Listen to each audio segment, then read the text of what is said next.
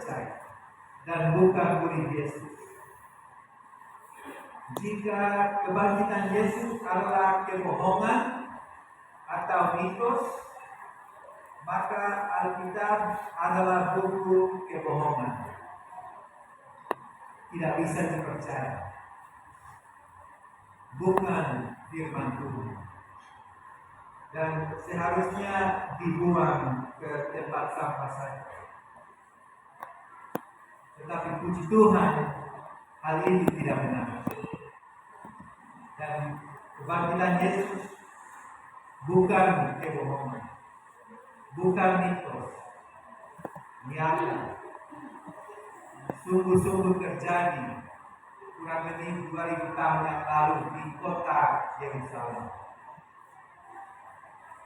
Semua murid Yesus saksi mata, dan mereka bersaksi bahwa Yesus Kristus disalibkan, meninggal dan dikuburkan dan bangkit dari kematian.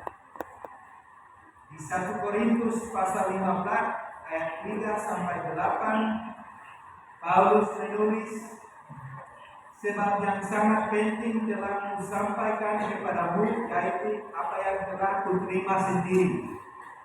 Ialah bahwa Kristus telah mati karena dosa-dosa kita, sesuai dengan kitab suci, bahwa Ia telah dikuburkan dan bahwa Ia telah dibangkitkan pada hari yang ketiga sesuai dengan kitab suci, bahwa Ia telah menampakkan diri kepada Kefas, yaitu Petrus, dan kemudian kepada ke-12 muridnya. Sesudah itu Ia menampakkan diri kepada lebih dari 500 saudara sekaligus. Kebanyakan dari mereka masih hidup sampai sekarang, tetapi beberapa di antaranya telah meninggal.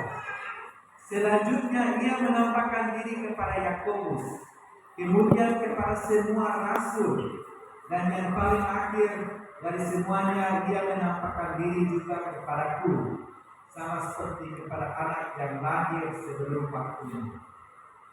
Paulus membuktikan kepada anggota-anggota jemaat di Korintus kebangkitan Yesus Kristus sungguh-sungguh terjadi. Bukan mitos, bukan kebohongan, bukan penipuan. Dan saya berharap dan berdoa bahwa kita semua di sini sungguh-sungguh percaya bahwa Yesus bangkit dari kematian sesuai dengan kitab suci dan kesaksian banyak orang. Sekarang saya ingin kita belajar dan merenungkan bagaimana kebangkitan Yesus Kristus 2000 tahun yang lalu berdampak pada kehidupan kita zaman ini. Atau kita bisa bertanya, apa manfaat kebangkitan Yesus bagi kita hari ini tahun 2023? Dan saya punya 6 jawaban untuk pertanyaan itu. Dan mudah-mudahan kalian semua sudah terima ringkasan khotbah ini tadi, ya. Ini untuk bantu Anda bisa bawa pulang, bisa belajar lebih dalam, memastikan bahwa apa yang saya khotbah sungguh-sungguh benar sesuai kitab suci. Pasti ada jawaban lebih untuk pertanyaan itu. Bagaimana kebangkitan Yesus Kristus 2000 tahun yang lalu berdampak pada kehidupan kita zaman ini? Saya pikir itu salah satu pertanyaan yang sangat cocok untuk kita hari ini. Pasca. Tetapi ini 6 jawaban saya.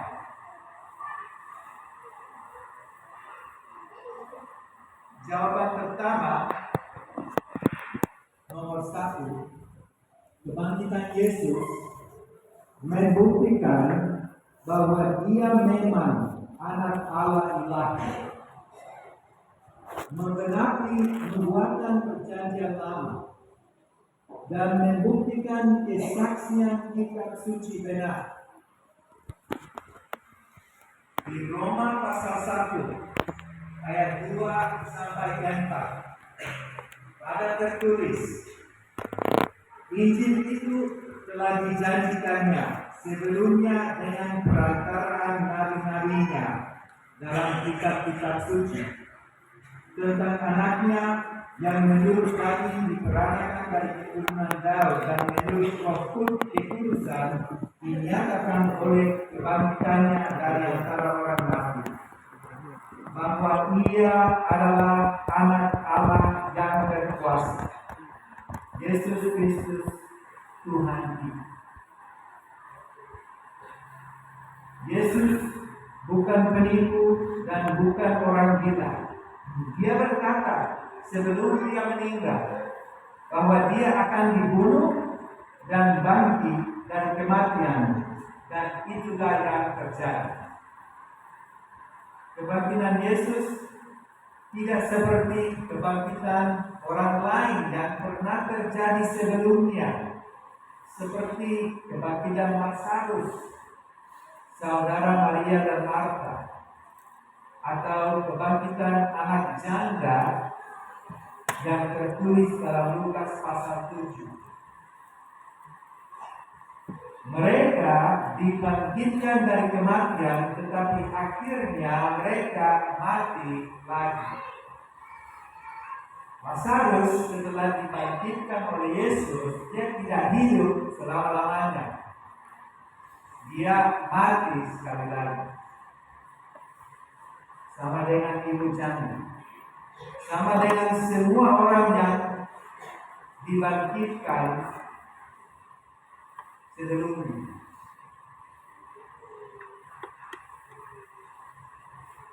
Yesus dibangkitkan dengan tubuh baru, sempurna dan kekal. Kebangkitan Yesus membuktikan kuasa Allah dan kuasa Allah anak, yaitu Yesus Kristus Tuhan kita. Yesaya menubuatkan kebangkitan Yesus di pasal 53 ayat 11 dan 12. Dia menulis kurang lebih 700 tahun sebelum Yesus lahir.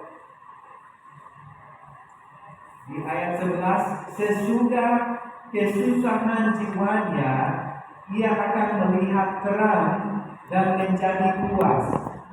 Dan hamba-Ku itu sebagai orang yang benar akan membenarkan banyak orang oleh hikmat-Nya, dan kejahatan mereka Dia pikul. Yesaya sedang menulis tentang Juru Selamat yang akan datang, Yesus Kristus. Lanjut, sebab itu Aku akan membagikan kepadanya orang-orang besar sebagai rampasan, dan Ia akan memperoleh orang-orang kuat sebagai jarahan, yaitu sebagai ganti, karena Ia telah menyerahkan nyawanya ke dalam maut. Jadi nubuatan ini jelas bahwa hamba Tuhan ini akan meninggal, akan menyerahkan nyawanya ke dalam maut, tetapi setelah itu Dia akan bangkit. Atau Yesaya menulis, jiwanya Ia akan melihat terang dan menjadi kuat. Berarti Dia tidak mati, tapi Dia dibangkitkan.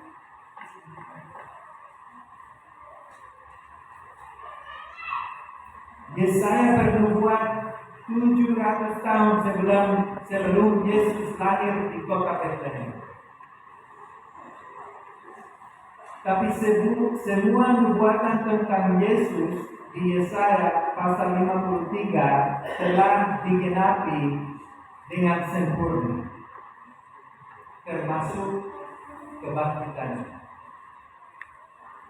Jadi jawaban pertama, kebangkitan Yesus membuktikan bahwa dia memang anak Allah ilahi, menggenapi nubuatan perjanjian lama dan membuktikan kesaksian kitab suci benar. Jawaban kedua, kebangkitan Yesus memastikan kebenaran kita orang percaya. Di surat Roma pasal 4, Paulus sedang bicara tentang iman Abraham. Di ayat 22 sampai 25 ada tertulis, karena itu hal ini diperhitungkan kepadanya sebagai kebenaran. Kata-kata ini yaitu hal ini diperhitungkan kepadanya tidak ditulis untuk Abraham saja, tetapi ditulis juga untuk kita. Sebab kepada kita pun Allah memperhitungkannya, karena kita percaya kepada Dia yang telah membangkitkan Yesus Tuhan kita dari antara orang mati, yaitu Yesus yang telah diserahkan karena pelanggaran kita dan dibangkitkan karena pembenaran kita. Jadi kebangkitan Yesus memastikan pembenaran kita orang percaya. Dengar sekali lagi kalimat terakhir Paulus di sini. Yesus yang telah diserahkan karena pelanggaran kita dan dibangkitkan karena kebenaran kita. Tanpa kebangkitan Yesus, kita tidak ada kebenaran.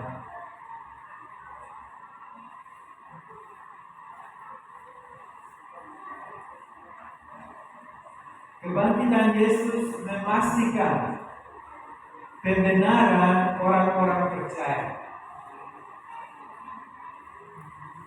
Tanpa kebangkitan Yesus, tidak ada pembenaran di hadapan Allah. Kalau tidak ada pembenaran, tidak ada keselamatan dan tidak ada kehidupan kekal. Tapi puji Tuhan, Yesus sungguh-sungguh bangkit dan ada pembenaran untuk Anda dan saya. Jawaban ketiga, kebangkitan Yesus membuktikan bahwa hutang dosa manusia telah lunas. Kita tahu bahwa hukuman dosa adalah maut. Hukuman dosa dibayar lunas oleh kematian Yesus, dan kebangkitannya membuktikan bahwa pengorbanan Yesus layak memenuhi keadilan Allah. Roma pasal 6 ayat 9 sampai 10 berbunyi demikian. Karena kita tahu bahwa Kristus sesudah Dia bangkit dari antara orang mati, tidak mati lagi. Maut tidak berkuasa lagi atas Dia. Sebab kematiannya adalah kematian terhadap dosa, satu kali dan untuk selama-lamanya, dan kehidupannya adalah kehidupan bagi Allah. Yesus tidak harus mati di atas kayu salib sekali lagi setelah dibangkitkan. Kematiannya memuaskan hukuman dosa dan murka Allah terhadap dosa untuk selama-lamanya. Kadang-kadang orang bertanya-tanya, mengapa Tuhan tidak bisa begitu saja mengampuni dosa? pengorbanan dan kematian. Dan alasannya bahwa Tuhan itu adil. Keadilannya tidak dapat membiarkan dosa tidak dihukum. Sebenarnya sebelum langit dan bumi diciptakan, Allah Bapa, Allah Anak, dan Allah Roh Kudus merencanakan pengorbanan Yesus di atas kayu salib dan kebangkitannya. 1 Petrus pasal 1 ayat 8 sampai 21 menjelaskan bahwa kita orang percaya telah ditebus oleh darah Yesus yang mahal. Dan ayat 20 dan 21 berbunyi, Ia telah dipilih sebelum dunia dijadikan. Coba bayangkan kebenaran itu. Yesus dipilih sebelum dunia dijadikan, sebelum Adam dan Hawa diciptakan, sebelum mereka jatuh di dalam dosa. Ia telah dipilih sebelum dunia dijadikan, tetapi karena kamu, Ia baru menyatakan dirinya pada zaman akhir. Oleh Dialah kamu percaya kepada Allah yang telah membangkitkan Dia dari antara orang mati dan yang telah memuliakannya, sehingga imanmu dan pengharapanmu tertuju kepada Allah. Kematian Yesus, kebangkitan Yesus dipilih, disahkan sebelum dunia dijadikan.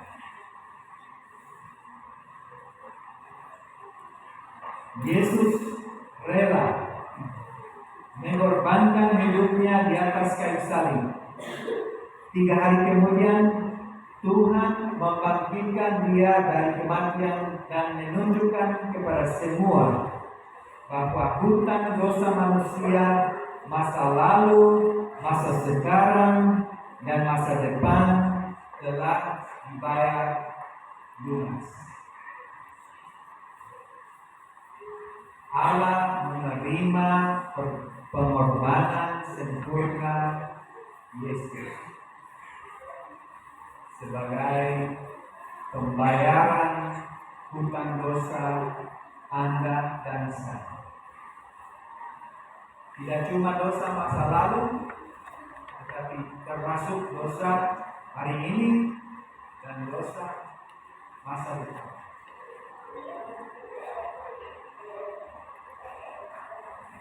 Jadi kita sangat bermanfaat oleh karena kebangkitan Yesus. Jawaban 4.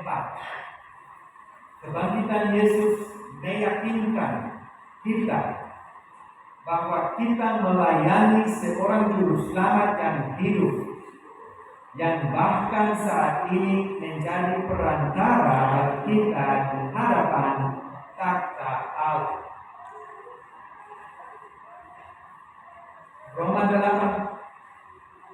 Roma pasal 8 ayat 34. Paulus menulis, Kristus Yesus yang telah mati, bahkan lebih lagi yang telah bangkit, yang juga duduk di sebelah kanan Allah, yang malah menjadi pembela bagi kita. Yesus bukanlah pahlawan mati yang kita hormati. Dia adalah juru selamat yang telah bangkit dan kita sembuh. Pada saat ini Yesus di mana? Pada saat ini Yesus berada di hadapan takhta Allah, menjadi perantara bagi Anda dan saya dan semua orang percaya.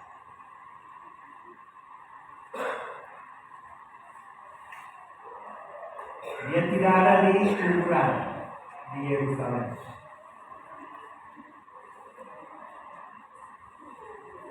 Di Kisah Para Rasul pasal 7 kita membaca tentang mati syahid Stefanus.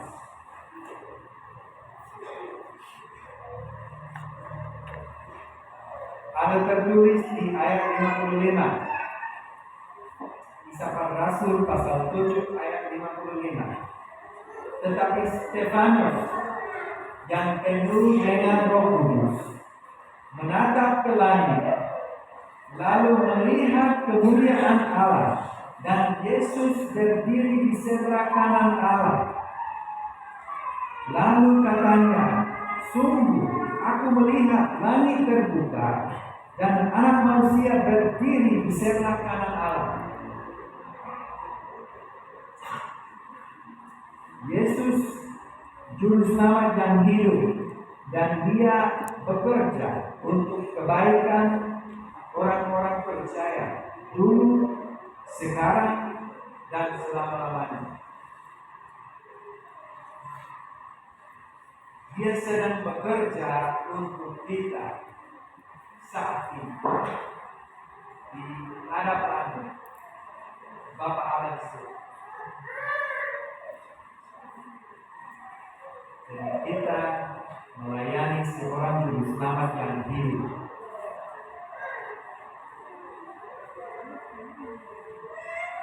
Jawaban kelima, bagaimana kebangkitan Yesus Kristus 2000 tahun yang lalu berdampak pada kehidupan kita zaman ini? Itu pertanyaan, dan ini jawaban kelima. Kebangkitan Yesus memberdayakan orang percaya untuk hidup kudus dan saleh, menjadi semakin serupa dengan Yesus. Di Filipi pasal 3 ayat 10 sampai 11, Paulus menulis demikian: Yang ku kehendaki ialah mengenal Dia. Dia sedang bicara tentang Yesus Kristus. Yang ku kehendaki ialah mengenal Dia dan kuasa kebangkitannya dan persekutuan dalam penderitaannya, di mana aku menjadi serupa dengan Dia dalam kematiannya, supaya aku akhirnya beroleh kebangkitan dari antara orang mati. Dengar sekali lagi, yang ku kehendaki ialah mengenal Dia dan kuasa apa? Kuasa kebangkitannya. Paulus ingin mengenal kuasa kebangkitan Yesus Kristus dan persekutuan dalam penderitaan. Apa maksud Paulus ketika dia menulis mengenal kuasa kebangkitan Yesus di ayat ini? Di sini Paulus mengajarkan bahwa mengenal Kristus berarti mengalami kuasa kebangkitannya dan ikut serta dalam penderitaannya. Sebenarnya semua orang yang sungguh-sungguh percaya kepada Yesus telah mengalami kuasa kebangkitannya. Karena kuasa yang sama yang membangkitkan Yesus juga menciptakan ciptaan baru. Berarti sebelum orang percaya masih ciptaan lama. Tapi saat percaya kita menjadi ciptaan baru oleh karena kuasa Allah. Tetapi kita seharusnya setiap hari mengenal, mengalami kuasa kebangkitannya.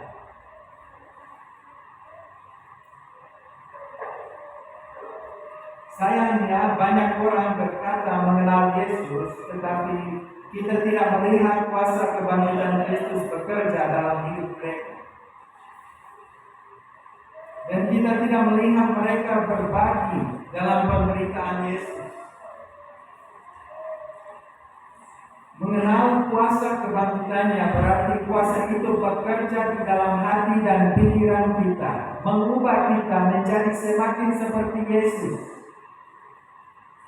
Mengenal kuasa kebangkitannya berarti hidup oleh Roh dan kuasa Roh Kudus. Dan buah-buah Roh yaitu kasih, sukacita, damai sejahtera, kesabaran, kemurahan, kebaikan, kesetiaan, kelemah lembutan, dan penguasaan diri akan berkembang di dalam kehidupan kita kalau kita mengenal kuasa kebangkitan Yesus.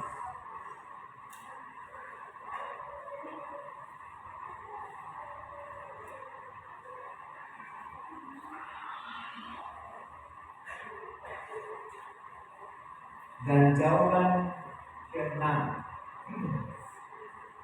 kebangkitan Yesus menjamin kebangkitan kita pada masa depan dan kebangkitan semua orang yang sudah meninggal ini.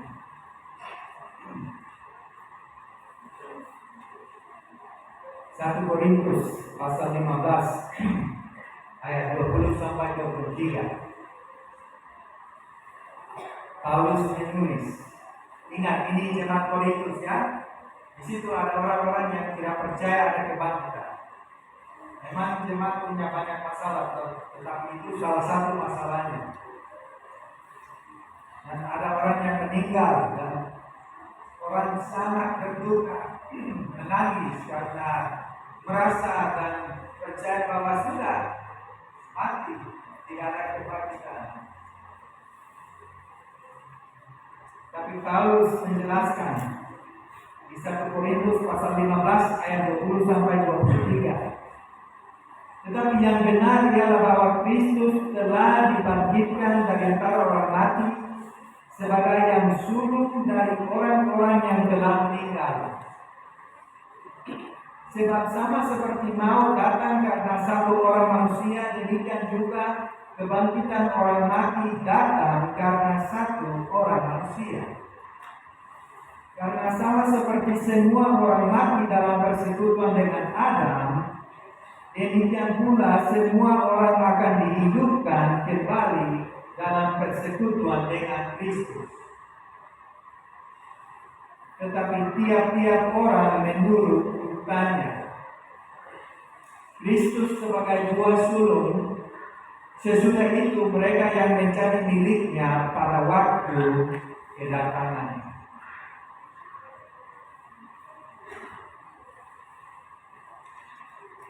Terus di Kisah Para Rasul pasal 24 ayat 15,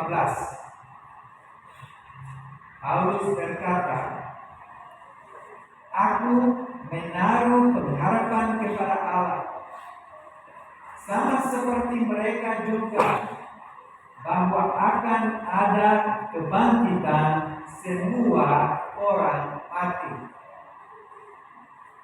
baik orang-orang yang benar maupun orang-orang yang tidak benar. Jadi kebangkitan Yesus menjamin, memastikan kebangkitan Anda dan saya.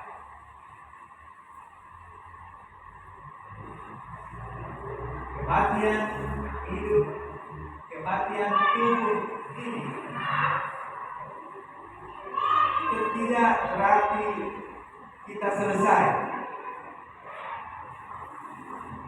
Kita akan dibangkitkan.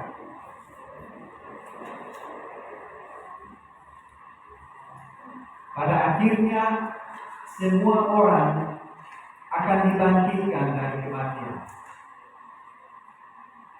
Orang-orang percaya dibangkitkan untuk kehidupan kekal di langit dan bumi baru bersama Yesus, Allah Bapa, Roh Kudus, dan umat Allah. Orang-orang yang tidak percaya kepada Yesus Kristus juga dibangkitkan.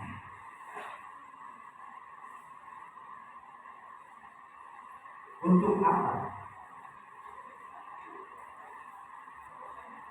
Mereka akan dibangkitkan supaya membayar hutang dosa sendiri melalui kematian kekal di neraka bersama iblis dan semua roh jahat.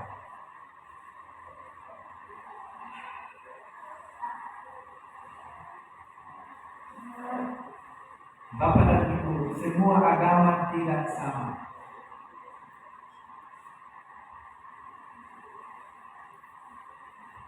Saya berpikir di Indonesia itu salah satu ajaran populer.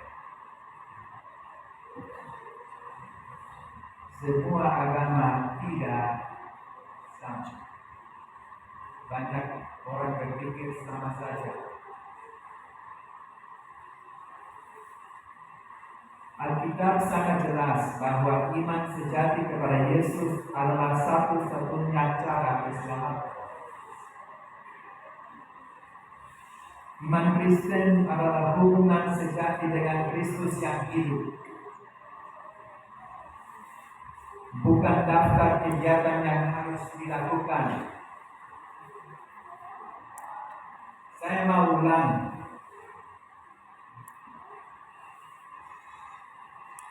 Iman Kristen adalah hubungan sejati dengan Kristus yang hidup. Kristus hidup.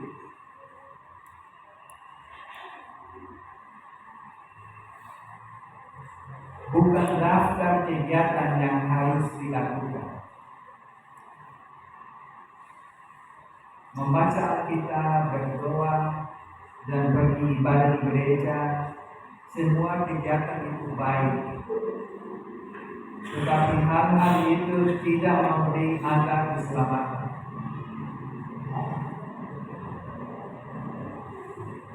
Orang-orang Farisi juga melakukan semua hal ini. Dan Yesus menyebut mereka anak-anak iblis. Orang-orang Farisi rajin sekali membaca kitab suci, rajin sekali berdoa, rajin sekali beribadah, rajin sekali mengikuti hukum Taurat. Tapi Yesus menyebut mereka anak-anak iblis. Iman Kristen adalah hubungan sejati dengan Kristus yang hidup.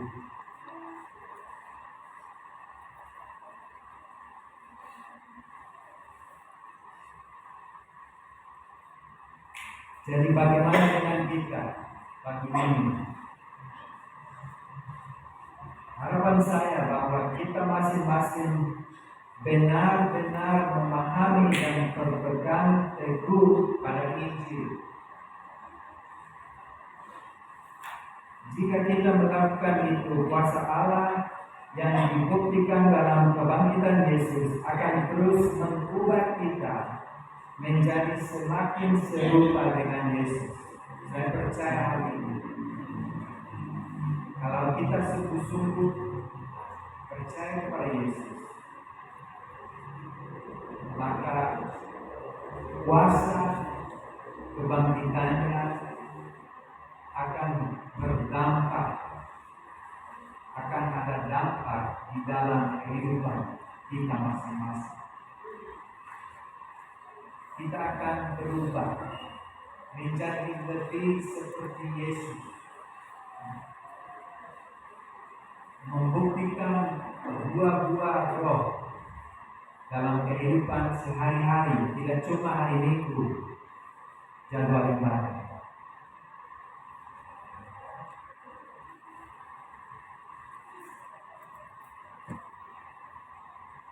Kesimpulannya, bagaimana kebangkitan Yesus Kristus 2000 tahun yang lalu berdampak pada kehidupan Anda dan saya hari ini, zaman ini.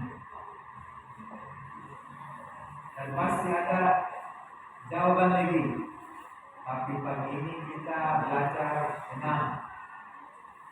Yang pertama, kebangkitan Yesus membuktikan bahwa Dia memang anak Allah ilahi, menggenapi nubuatan perjanjian lama, dan membuktikan kesaksian kitab suci benar. Kitab suci yaitu Alkitab, bukan buku lain. Kedua, kebangkitan Yesus memastikan pembenaran kita orang percaya.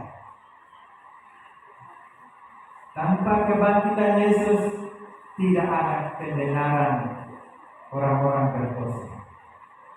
Yang ketiga, kebangkitan Yesus membuktikan bahwa hutang dosa manusia telah lunas, yaitu dosa dulu, zaman sekarang, dan zaman ke depan.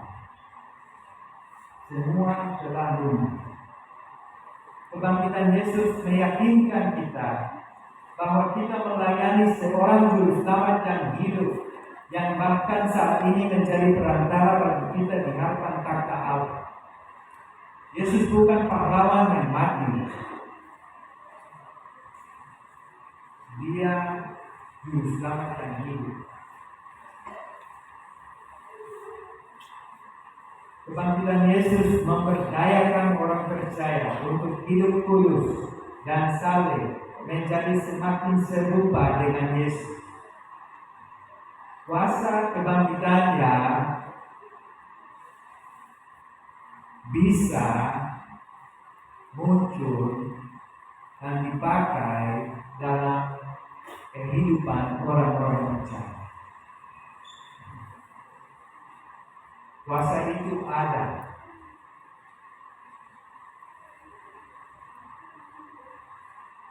Dan yang keenam, kebangkitan Yesus menjamin kebangkitan kita pada masa depan dan kebangkitan semua orang yang sudah meninggal dunia.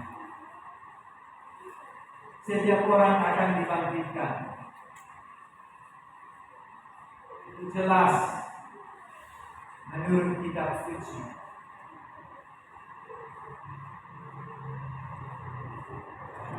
Jadi apa yang harus kita lakukan? Kita sudah belajar bagaimana kita bermanfaat dari kebangkitan Yesus. Peristiwa yang terjadi 2000 sekian tahun yang lalu, tapi kita masih bermanfaat oleh karena peristiwa itu. Jadi apa yang harus kita lakukan?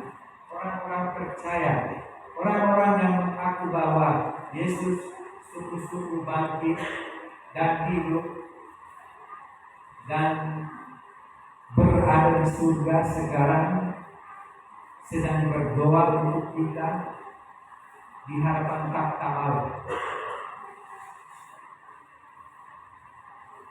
Dan saya percaya bahwa kami melakukan sama seperti yang dilakukan para pengikut pertama Yesus. Ketika mereka dengan mata sendiri menyaksikan Tuhan Yesus Kristus hidup, kami memberitahu orang lain tentang juru selamat kami yang telah bangkit, yang menawarkan pengampunan dosa dan kehidupan kekal bagi semua orang yang percaya. percaya kepada-Nya. Itu yang kami lakukan. Murid-murid pertama menyaksikan Yesus Kristus hidup, bangkit.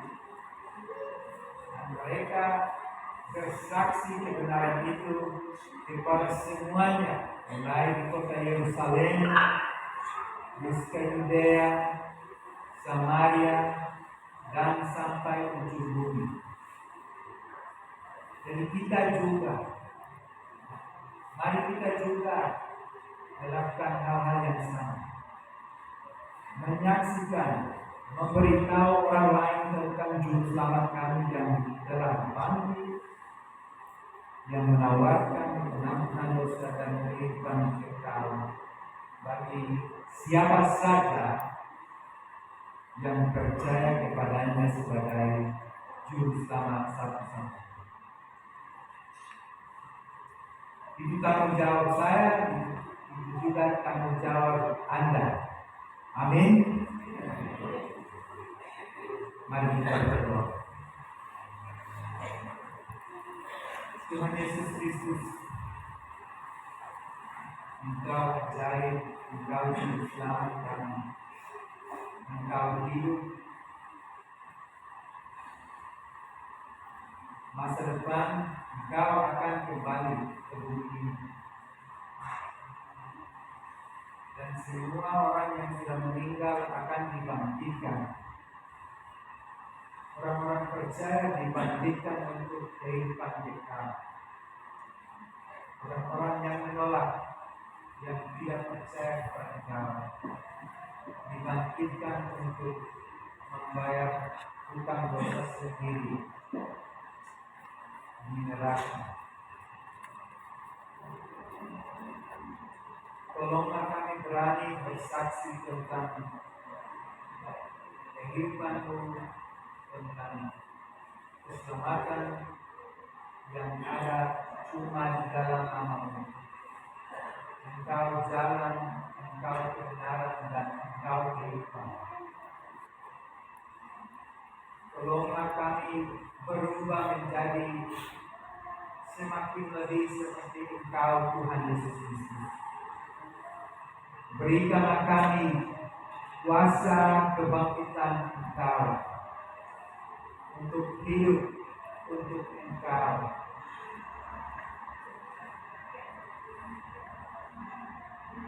Kami semua kekurangan, kami tidak sempurna, kami pasti ada persoalan, ada kekurangan, ada dosa dalam kehidupan kami.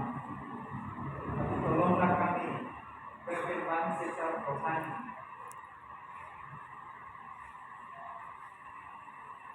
berbuat, menghasilkan buah-buah roh, dan menjadi lebih seperti Engkau, Yesus. Saya berdoa